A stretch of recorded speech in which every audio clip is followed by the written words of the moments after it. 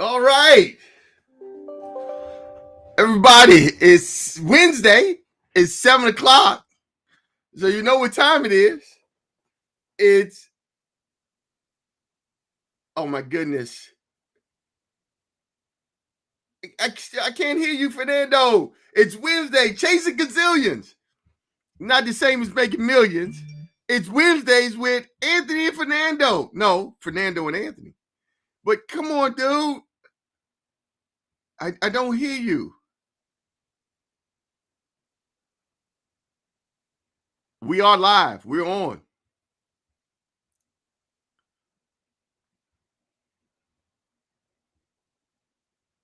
No, still don't hear you. Well, Well, while we're having some technical difficulties with Fernando, this will be a great time for us to introduce our sponsor. We have one. It's true. We have a sponsor. And so we're going to take this time at the beginning of our show.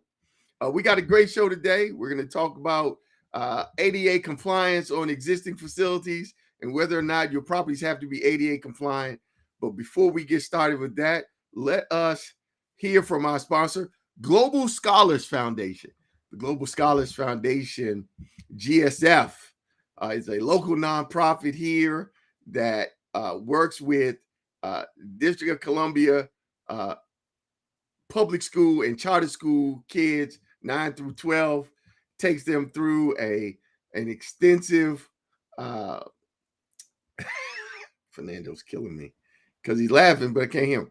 It takes them through an extensive immersion financial literacy program for 12 to 18 months. And then it actually takes the young people to those countries that they've been studying for 10 to 15 days.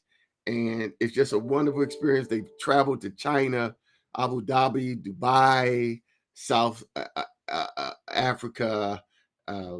They've just been Australia, a lot of places. And they are hosting their third annual jazz brunch and golf tournament at the Woodmore Country Club here, October 2nd and 3rd. It's a two-day event. So let's hear from them while we work on getting Fernando's mic live. Calling all golfers and brunchers. Please mark your calendar to join the Global Scholars Foundation for a two-day event hosting the third annual golf tournament and newly added jazz brunch at the Woodmore Country Club in Mitchellville, Maryland.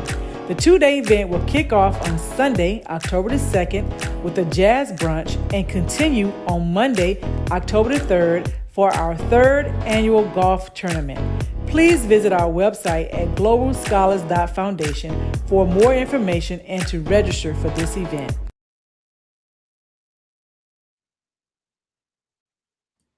Okay, we're back live. Fernando, let me hear from you. Come on. Nope, still can't hear you. I don't know why and what's going on that we can't hear Fernando here. But hopefully you all can see him. Maybe everyone else, hey, if you're out there, maybe that's what's going on. Maybe they can hear you, but I can't hear you. That doesn't make sense. Why can't I hear you? But maybe everyone else can hear you. Can you hear me? Perfectly. You can hear me. Okay. Well, if you're out there, chime on in on the chat and let me know if you can hear Fernando or not. Um, uh, oh, okay. So, this has been a good week. Are you still traveling? Are you back? Are you still in New Orleans?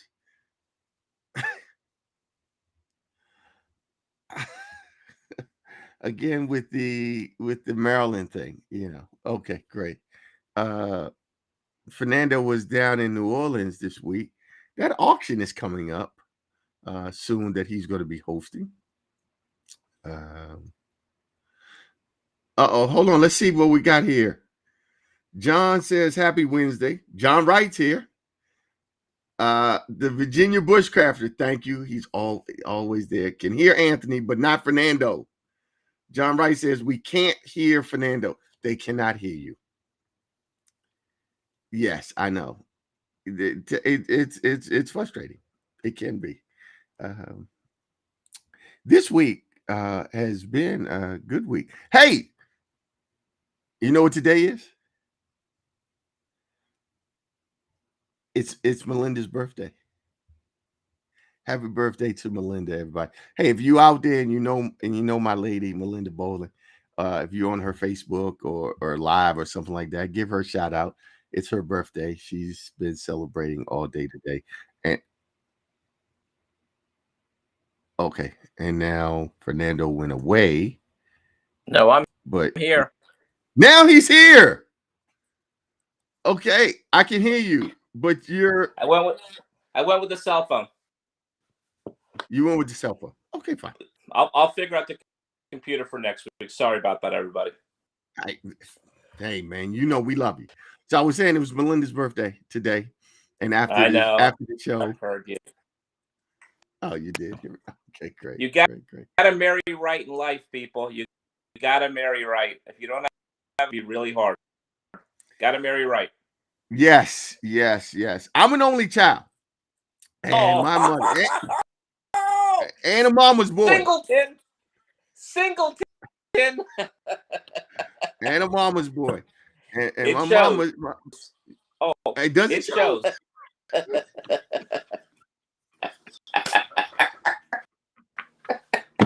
That shows as well. My mama taught me. She said, "Hey, dude, you got to marry the right woman. You got a bad woman in your life. That could hurt you. A bad spouse, a bad partner, that can hurt you. You got to get the right one. I got the right one. You know, this October it'll be 31. Really? Yes. This December will be 31 for me. There you go, dude. See, that's why I like you, man. We are like, you know what? Everybody know that about each other. There's a lot of similarities that we didn't even seriously. It's like looking in the mirror, man. It's like looking in the mirror. Discovering it. It's kind of cool, actually. I didn't know that. Yes. I'm 31 in December. There you go. October 10th. Yep, December 21st. There you go. Congratulations, man. That's all right. So let's talk about the week. I was down in New Orleans looking at 129 properties. Came home exhausted. Got after a little bit this weekend. Had a few cocktails. Was on the road again to Chicago. We had our semi-annual kind of sales meet. The Hilco Brass. It was an unbelievable couple days with them. Very thoughtful presentations they put for us. Very helpful. You leave there ready to run, which is what I think the intended goal is of these sales meetings when you come in, all these rah moments that are great. We went to a concert afterwards. Finished that up. Had to catch the early flight because my wife couldn't make it. Our air conditioning went out, so we had to get that put in today. But we did what we had to do, and I'm here, and I'm ready to go, man. This hopefully bring some good news once the AC starts working. All right. How about you? What are you doing for your lady for her birthday? Did you do anything? Don't be a mutt. Don't be a mutt. What'd you do? I made a breakfast in bed this morning before she got going with her day. A good start. Right? That's a good start. Our daughter went to a Sigma Gamma Rho convention yesterday or the day before. She's gone all week, so we are really empty nesters here for the birthday. So I'm gonna do what I do, man. Did you get her a gift, Singleton? Did you get? Come on, man! You gotta get him a gift. You gotta get him something. Come on. Yeah. After this, man, we going out. I'm gonna get her something. Yeah. All right. Right. Get her something. Special. I'm gonna get something special. How was your weekend? What did you do? Did you know I got those new golf clubs and I was been playing a lot, and then I threw my back out and I was down all last week. No, I didn't know about the back. You still playing only one hole? I don't know. You hurt your back playing one hole. I played 36 in one day, and my back's just fine. Dude, You're swinging too hard. You're swinging. I don't know, dude. I've been down all week. Back, the doctors, they had to give me muscle relaxants. I got to go next Monday or something next week, something to MRI. They gonna look, and I that's the only thing that changed was that I've been playing all this. I was excited about all this golf I've been playing. I got some Mexican Flexerol if you want it. Okay, well, I mean, on the surface, I'm saying thank you, but this whole Mexican Flexol is it's good stuff. Is it good stuff? Oh yeah. I mean, is this gonna be like Shiraka or something? Is it like terribly? It's gonna be really hot. You'll be a little. You'll feel it relaxes the whole back. Works like a champ. I get all my prescription medicine now from Mexico when we go visit. I get the Mexican Z pack. It's the best. The best. A Mexican Z pack? Yeah, the Z pack in Mexico. So we just call it the Mexican Z pack. What's the Mexican Z pack? Z. Have you ever taken a Z pack? When you have a really bad cold. No. It's Max. I think it's the real name of it. So they give it to you when you have a really bad sinus infection. And okay. But you got to go see the doctor to get it, and then you got to beg for it, and then finally the doctor always gives it to you when you go through all those. But in Mexico, you just show up and give them $12 American, and boom, it's yours. It's the best. Yeah. Okay. and this is where you're getting this thing called the Z pack. If you have a sinus, no. Yeah, but what was the first thing you said? I was supposed to rub on me. You said, it's a muscle Flexol, Mexican Flexol. Okay, Mexican Flexerol. You gotta always call it the Mexican Flexerol, but it's the same stuff in the American Flexerol. Without the doctor's visits. Oh, okay. That's why we get it. But when we go, we always load up stuff just because you have it. I mean, I travel a lot, and I get sick on the road. Jump in and take something and get better. Oh yeah, that's fine. That's fine.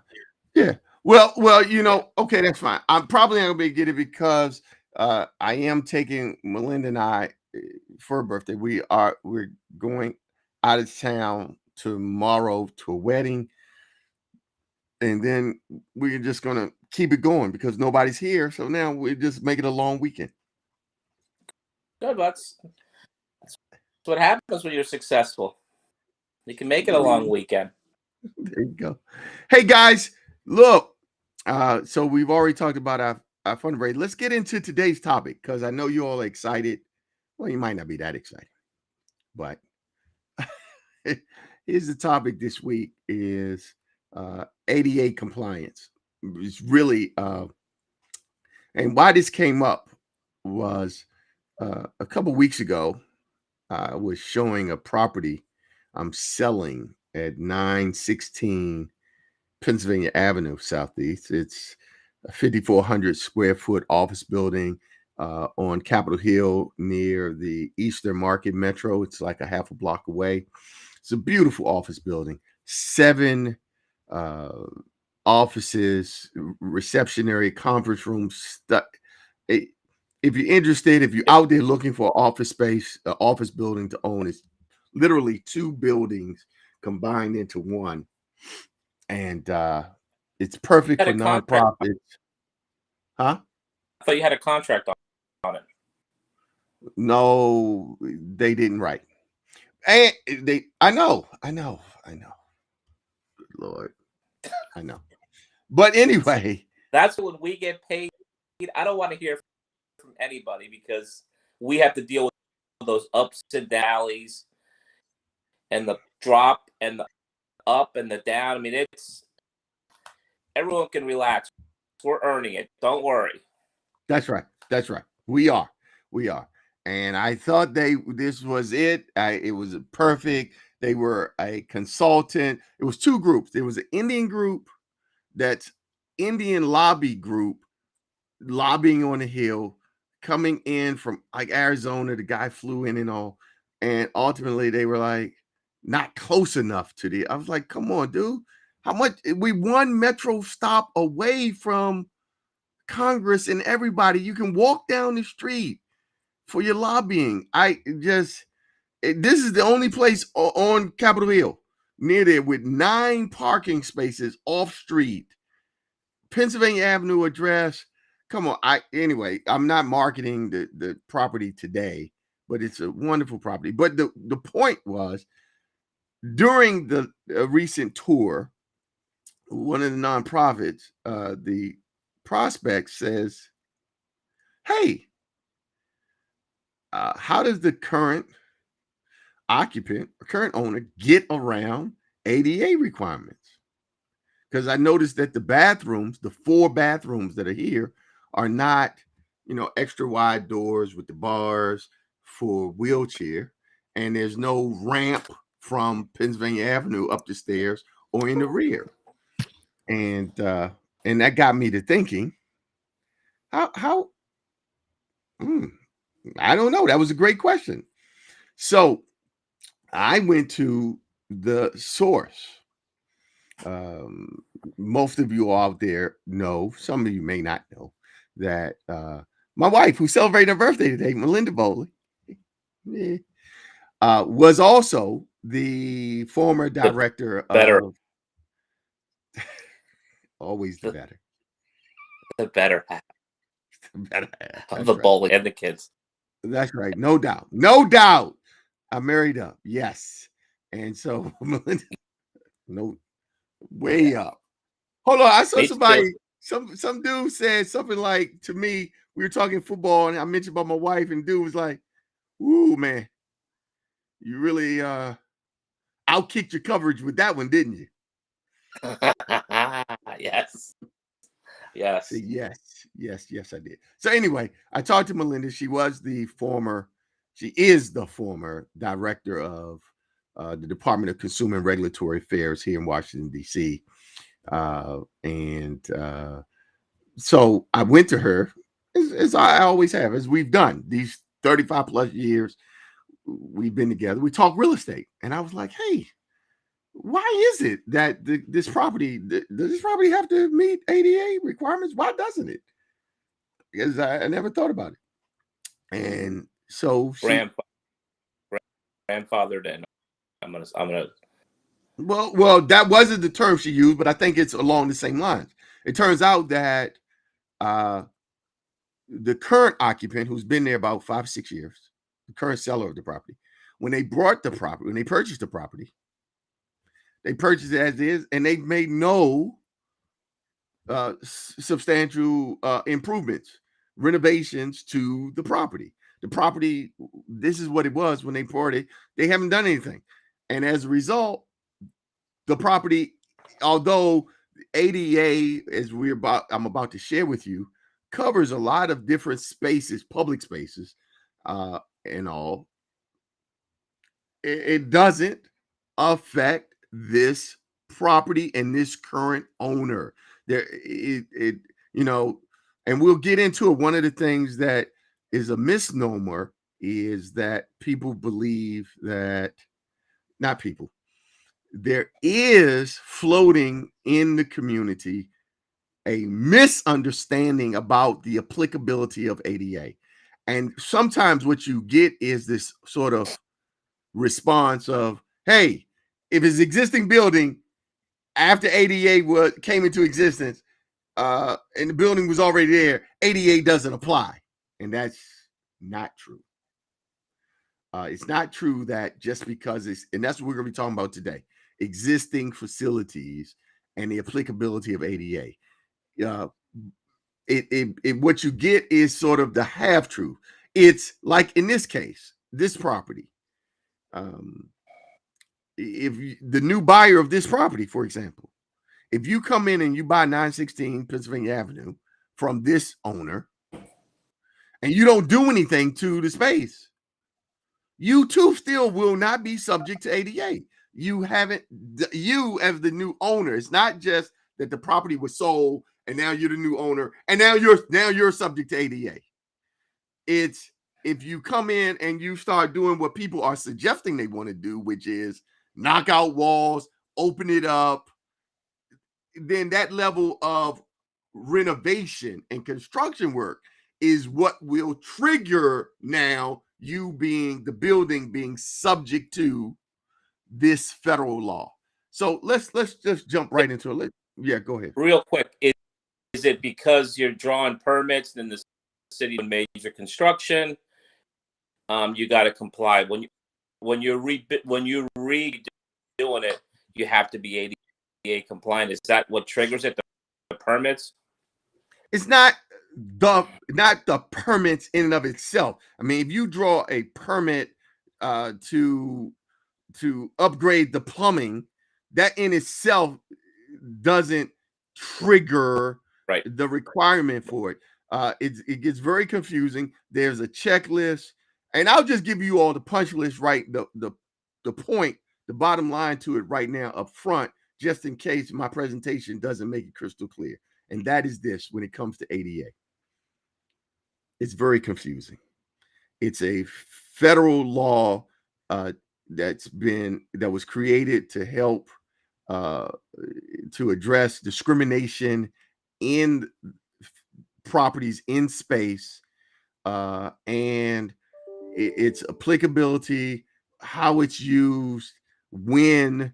It's just all can be very confusing, and you need an expert to help you evaluate your existing or new buildings. You building something new, you subject to ADA, you're already going to have it covered.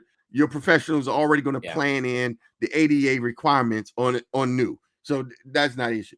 It's the existing facilities and how much work is that. Is that enough work? Did I do too much? What do I do? So let's look at it. Let's talk about it.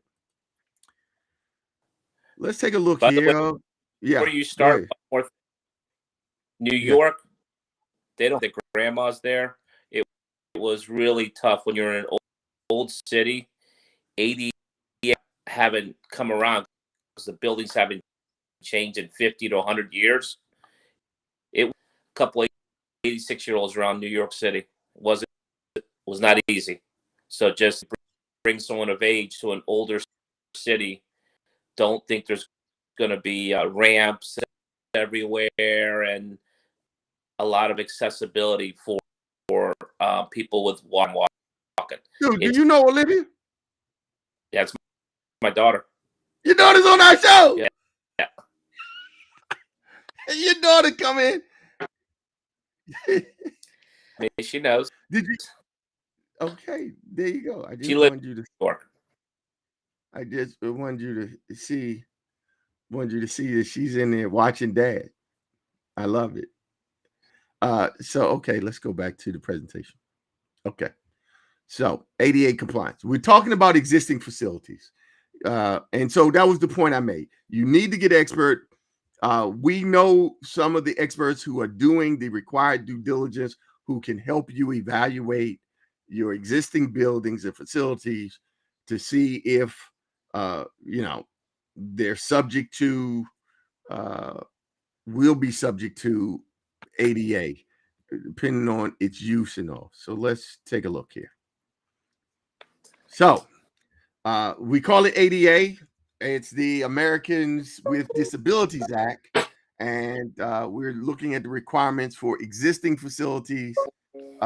And yes, these requirements under this statute, under this regulation, dude, I'm a lawyer. It's a long reg. It's complicated. It creates a lot of confusion. It requires, but essentially, the ADA requires the removal of barriers to the accessibility in older buildings, and understanding when and what barriers have to be removed. Is a complicated matter. It can be a complicated matter. It's not just bathrooms. It's about providing accessibility is what the law is focused on.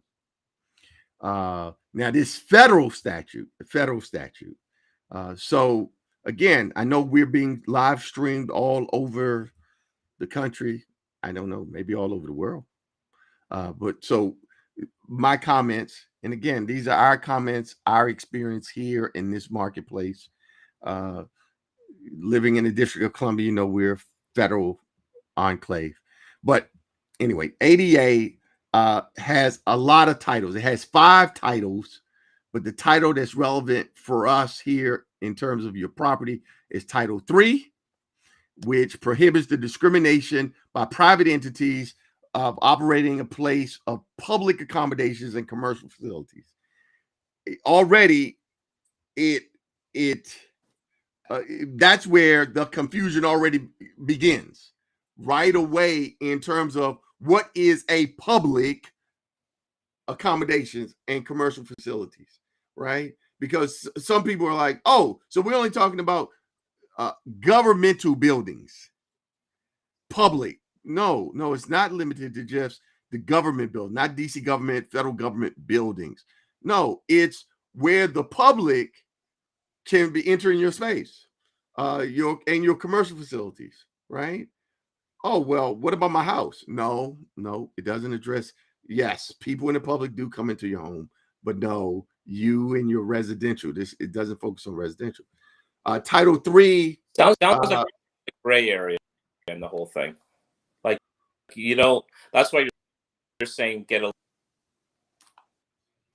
you got to get an expert, because you need someone who is experienced with the nuances that are created in the statute, just to know, first of all, are you subject to it? And they have a long checklist. We'll get to it in a moment with the checklist, but that's where it begins. Now, Title 3 states that for public accommodations, discrimination will include, get this, failure to remove architectural barriers, in existing facilities, unless it can be shown that removing the barrier is not, quote, readily achievable, or accommodations cannot be provided through other means. Again, if you can read English, fine, you can read the words. But dude, this is so, pregnated with the opportunity for so many different in understandings. This is where it becomes even more convoluted when you parse this out about existing facilities, unless it can be shown, barriers. It's difficult. And so now the ADA defines readily achievable as easily accomplishable and able to be carried out without much difficulty or expense. And you begin to understand why you need an expert here to help you understand the case law and the other examples of what that means, right?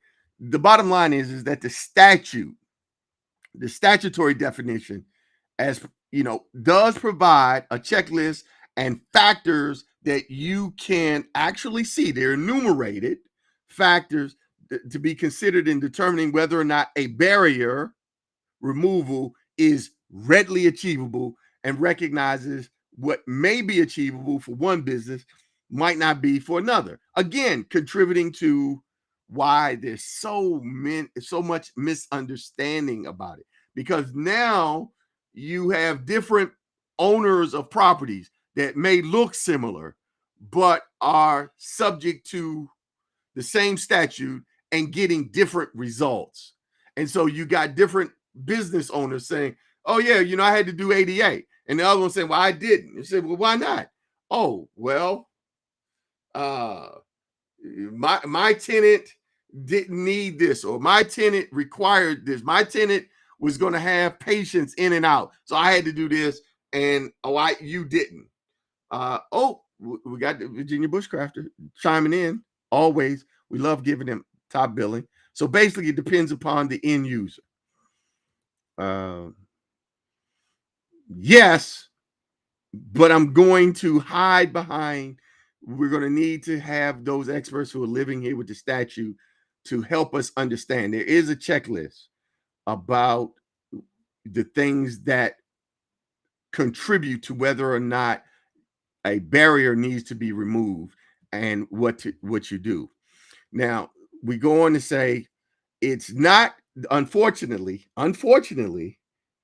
it's not crystal clear from the statute who has the burden of proving that removal of an architectural barrier is or is not readily achievable, whether it's the government or the facility that is in question, that's being sued. And that's, again, contributes to the process here. I'm not saying that no one knows.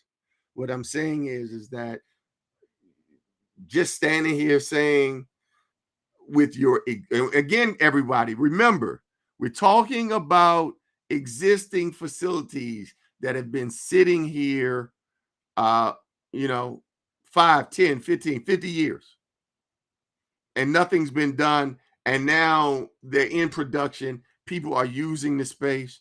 Did we lose Fernando? I think we did. So that's who we're talking about, and whether or not my existing facility is subject to ADA.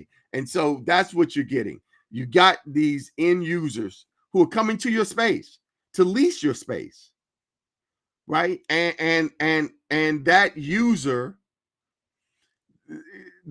for example, maybe they're in the mental health care profession, and that user is saying, hey, I need space, and that space has to be ADA compliant. Okay. And that's being driven by requirements of the tenant and the business that tenant is using. Maybe they have a contract with DC government. Maybe they're providing services where their population, their public, are individuals who are going to need accommodations to access your space. So typically how it comes up is when I'm talking, for example, with clients, Fernando's not back. They say, well, I need retail space. Oh, I can't be on the second floor. I have to be on ground level. And the bathrooms need to be wide to meet ADA requirements for persons who are in a wheelchair. So that sort of is driving, as an end user, that's driving the space, right? They may say, well, I can be on the second level, but if I'm on the second level, because of the public, it looks like Fernando's back, because the public is maybe in a wheelchair, maybe small children. If I'm on the second floor, I'm required to have an elevator to satisfy the ADA requirement. So again, you're absolutely right. The end user, yes, Fernando. I said that's expensive, especially if you Well, that can be expensive if you don't already have an elevator in your building. And again, that's where the expert comes in to help you determine whether or not your solution to achieving ADA is something that is, achievable by one business or another, right? Whether or not to remove that barrier to access. That's the point. That's the key. Is there a barrier to the public's access to your services? For example, there are businesses where your service is made available to the public on both the ground level and the second level. And so you don't have to, if you can accommodate and give access to the public to your services on the ground level, first floor level, then you don't need an elevator, right? Because, and that's where it gets confusing, where people say, well, hey, you need elevators because someone in a wheelchair may need to go upstairs and you have to accommodate that. Right. Right. You may not have to, because you can provide that service to them at the ground level. So here, next slide. Now, of course, like any federal regulation, there's a safe harbor provision, right? Because they recognize it's getting tough. And in Title III, it provides this safe harbor that talks about, if your facility was built or altered before March 15, 2012, and that it complies with the 1991 standards and do not need to be changed to satisfy the 2010s. You see what I'm saying? Just that statement right there, that even in the safe harbor provision, this is a shout out for the lawyers, but you need somebody who understands these regulations, someone who is an expert in it. Is this considered then basically of ADA? Right here? Is what considered ADA? The safe harbor provision, is this what I was talking about, the grandfather clause? If you're before a certain laws, You know, you know what? They might would refer to this as the grandfather's clause, but what it really illustrates is that the law and the regulation is a living document that is evolving as we evolve with how we live in space, how we operate in space. As you can see, there's been changes to this law and additions in 2000 and 1991 that then added something to it in 2012, but then there's also a standard in 2010. And so right there, just in this safety harbor, do I qualify to be in the safety harbor with my existing facility? Well, yeah. If the barrier, the elements that represent a barrier, let's go with something people are familiar with. Your existing existing bathroom may not be wide enough or something, and it's in your facility, and that's the element, the bathroom. And you're saying, hey, someone is saying to you as a landlord, all these 4 bathrooms the doors need to be widened to accommodate for someone in a wheelchair. And you're saying, well, I wasn't planning on doing that. And then you say, well, I'm in a safety harbor. And it's like, just if you read this paragraph here, it was the space built or altered before 2012. Yeah. And that it complies with the 1991 standard. Oh, I don't know what it said, 1991 standards, and do not need to be changed to satisfy the 2010 standards. Okay, right there, your head explodes. What? Right. So a layman, maybe not for a layman, that's confusing. Exactly. So you need the expert here. Understanding and ensuring that your building is in compliance with ADA requirements for existing facilities can be complicated, to say the least. It is absolutely necessary to use the help of an expert to determine the best approach to meet your ADA requirements. And that's the message we started with. that we want to end with today. When it comes to ADA, if a tenant, a potential tenant is coming to lease out your existing space and their use, right?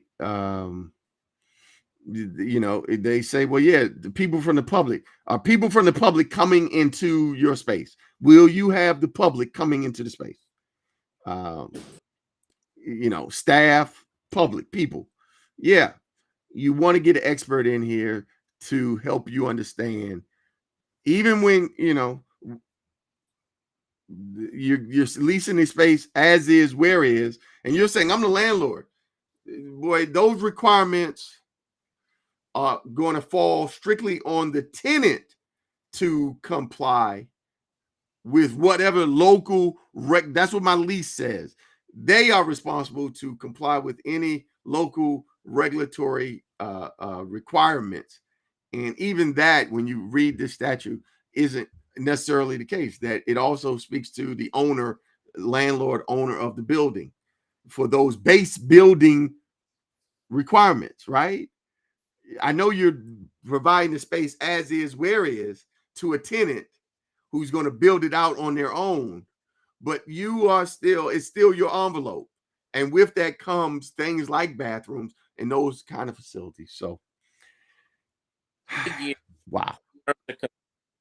Anthony, anything built after 19 ADA compliant or no? Like, hey, everything ADA compliant. What? No. Yeah. See, that's what keeps contributing to the confusion. Everyone is looking for, hey, my building was built after 1988. It's not subject to ADA. Not true. It could be. Isn't there a point, like at the point where they said anything built up 2000 has? I'm looking for the date.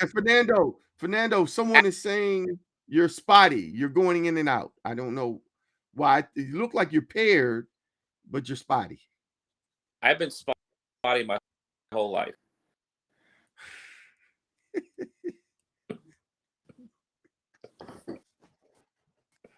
Spotty is part of my because it's dude, hold on now. Hold on, dude. You know you can't, put on glasses and not let me know it's time for us to put on our glasses. It's a sneak attack. Okay.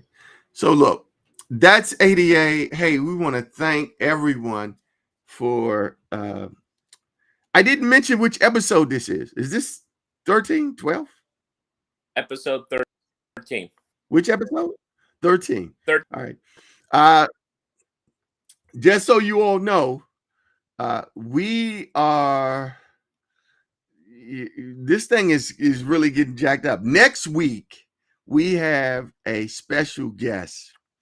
Next week, we're going to have attorney Karen Todd on to talk to us about holding title, the pros and cons, the good, the bad of holding real estate title in properties, commercial, residential. She is a prominent, well-known settlement attorney here in Washington, D.C., and she's going to be hosting the show with us as a guest next Wednesday. What is next Wednesday, by the way? The 20th. The 20th. Yes, she'll be here on the 20th. So you want to mark your calendars for Karen Todd. There's going to be more out about her as we're moving towards next week. But that's what's happening with chasing gazillions. It's not the same as making millions. Closer. But it's getting close. Oh, look at this. We got the Virginia Bushcrafter saying, looking forward to hearing from her.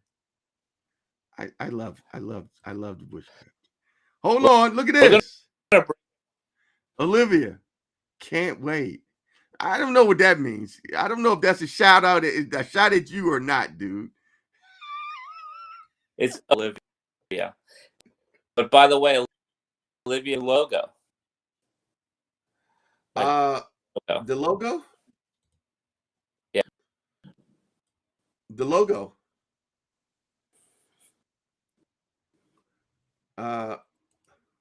You mean this logo? You mean this logo that your daughter did for us? Wednesdays with Fernando and Anthony. This logo? It's spectacular. It is spectacular. So this is hold on. And then we got this one. A little one up in the corner. I was supposed to be playing it. That's why we need some technical support. Somebody that pops this up in the corner for us. The whole show is supposed to be up in the corner. I'm getting us an intern from University of this week. I'm done. Okay. I would take care of our IT. At least get somebody to work on your technical side. Mine is working fine. We're dealing with IT problems. Come on. I don't know what the source of your IT problems are, but you need to get them resolved. But I'll be home, and so you guys don't have to worry about me. But in 2 weeks, I am going to long distance. Okay. Well, you know what? If it wasn't for you being spotty in and out, I probably would have heard clearer that you were on travel again. Which is, I think, the point you're making, that you're traveling somewhere again. Thank you. Hey, everybody. We have had a wonderful time, as you all know. Or if you didn't know, if you weren't sure, this is an unscripted program. It's pretty obvious. Well, I don't know. It might not be obvious because with so many things that are live and on, I don't know. People might not know if it's scripted. You know, like what's that show with Maury Povich and those dudes, those people. I think some of that is scripted. Not us. We don't script. Not us. Yeah. Right. Okay. So again, everybody, thank you again for joining us again. I'm Anthony Bowling with the Anthony Bowling Group. And remember, our leverage relationships will save you time and make you money when you're dealing with all of your real estate matters here in the D.C., Maryland, Virginia area. And I'm here with my partner, Fernando Palacio, here to help you with all your what Anthony can take care of, or we can do it. Yes. And this has been our 13th episode of Chasing Gazillions is not the same as making millions. Anthony. It's getting close. Hey, everybody, thank you so much for joining us. Take care. We will see you all next week. All the best. Bye.